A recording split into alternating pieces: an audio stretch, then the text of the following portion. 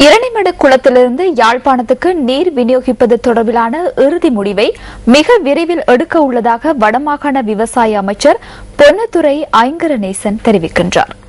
இந்த திட்டம் தொடர்பில் ஆராய்வதற்கு நியமிக்கப்பட்டுள்ள நிபுணர் குழுவின் அறிக்கை நாளை கிடைத்தவுடன் தீர்மானம் எடுக்கப்படும் என அவர் கூறினார். 2007ஆம் ஆண்டு கைச்சாத்திடப்பட்ட இரணைமடு குளத்திலிருந்து யாழ்ப்பாணத்துக்கு குடிநீர் விநியோகிப்பதற்கான திட்டம் தொடர்பில் தற்பொழுது பெரிதாக பேசப்படுகின்றது. தமது விவசாய செயற்பாடுகளுக்கே நீர் போதாமல் இருக்கும் வேளையில் எவ்வாறு யாழ்ப்பாணத்துக்கு நீரை விநியோகிப்பது என கிளிநொச்சி மாவட்ட விவசாயிகள் வினவுகின்றனர். தமது தேவையை பூர்த்தி செய்துவிட்டு இந்த திட்டம் தொடர்பில் ஆராய முடியும் என்றும் அவர்கள் தெரிவிக்கின்றனர். எனினும் யாழ் மற்றும் கிளிநொச்சி மாவட்டங்களைச் சேர்ந்த 3 லட்சம் மக்கள் நன்மையடையும் வகையில் இந்த திட்டத்தை நடைமுறைப்படுத்துவதில் எவ்வித பிரச்சனையும் ஏற்படாது என தேசிய நீர்வளங்கள் மற்றும் வடிகால் அமைப்பு சபை தெரிவிக்கின்றது. இந்த பின்புலத்தில் இரணைமடு திட்டம் தொடர்பில் ஆராய்வதற்கு புத்திஜீவிகள் அடங்கிய நிபுணர் குழு ஒன்று கடந்த 2 மாதங்களுக்கு முன்னர் நியமிக்கப்பட்டது. நிச்சயமாக எங்களுடைய விவசாயிகள் யாரும் பாதிக்கப்படுவதை விவசாய அமைச்சர் என்ற ரீதியில் நானோ அல்லது எங்களுடைய முதலமைச்சரோ விரும்பி இருக்கவில்லை, விரும்பவும் இல்லை. நாங்கள் இந்த திட்டம் தொடர்பான ஒரு நிபுணத்துவ குழுமை நாங்கள் நியமித்திருந்தோம். அந்த அறிக்கைகள் எங்களிடம் தரப்பட்டதுக்கு பிறகு மாகாண சபை இது தொடர்பான இறுதி முடிவை வெகு விரைவில் உங்களுக்கு அறிவிக்கும். அதற்கு பின்னர் அந்த குழு பல தடவைகள் கூடி பல்வேறு முக்கிய விடயங்கள் தொடர்பில் ஆராய்ந்துள்ளது.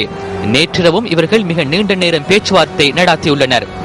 இந்த நிபுணர் குழுவின் உறுப்பினர்கள் யார்? யாழ் பல்கலைக்கழகத்தின் கலைப்பிடத்தின் பீடாதிபதி பேராசிரியர் பி சிவநாதன் இந்த நிபுணர் குழுவின் தலைவராக செயற்படுகின்றார்.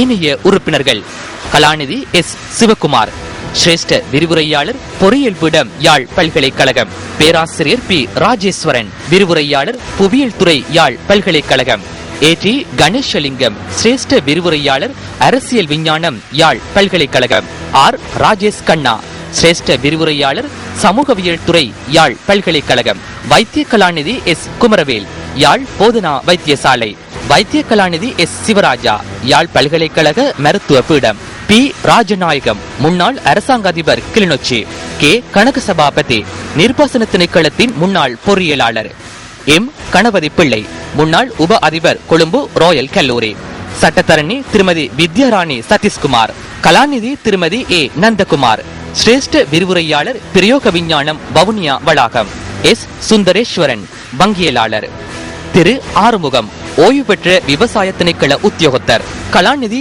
துஷ்யந்தி மிகுந்தன், விவசாய இயந்திரவியல் துறை விவசாய பீடம் யாழ்ப்பாணம். இரணைமடுவில் இருந்து யாழ்ப்பாணத்துக்கு நீர் விநியோகிப்பது தொடர்பிலான இறுதி தீர்மானம் இந்த நிபுணர் குழுவின் அறிக்கையிலேயே தங்கியுள்ளது. இதேவேளை யாழ்ப்பாணத்துக்கு நீர் விநியோகிக்கும் திட்டங்கள் தொடர்பில் இவ்வாறு வாத பிரதிவாதங்கள் இடம்பெறும் போது வடக்குக்கு நீர் விநியோகிக்க மகாவலி அதிகார சபையும் திட்டம் ஒன்றை வகுத்துள்ளது. தற்போது நிர்மாணிக்கப்படும் மொரகஹகந்த நீர்த்தேக்கத்தின் ஊடாக அன்றாதபுரத்துக்கும் அங்கிருந்து இரணைமடுவுக்கும் நீரை கொண்டு செல்வது இந்த திட்டமாகும். மொரகஹகந்த நீர்த்தேக்கத்திலிருந்து 160 கிலோமீட்டருக்கும் அதிகமான நீளம் கொண்ட வாய்க்கால் மூலம் இரணைமடு குளத்துக்கு நீரை கொண்டு செல்ல உத்தேசிக்கப்பட்டுள்ளதுடன் அதனை அடுத்த 10 வருடங்களுக்குள் நிறைவு செய்ய எதிர்பார்ப்பதாகவும் இலங்கை மகாவலி அதிகார சபை தெரிவிக்கின்றது. எனினும் இந்த திட்டம் நடைமுறைப்படுத்தப்படுமாயின் மத்திய அரசாங்கத்துக்கு இது தொடர்பிலான அதிகாரம் சென்றுவிடும் என பலரும் கூறுகின்றனர். மகாவலி வருவதற்கான சகல வேலையும் நடக்கும். இப்படி தண்ணீரை அல்ல வேற திட்டங்களை பல்தேசிய கம்பெனிகளை கொண்டு வந்து அந்த இடங்களை மத்திய அரசுக்கு சொந்தமாக்குறது. சொந்தமாக்கினா யாரும் அதை பற்றி பேச முடியாது.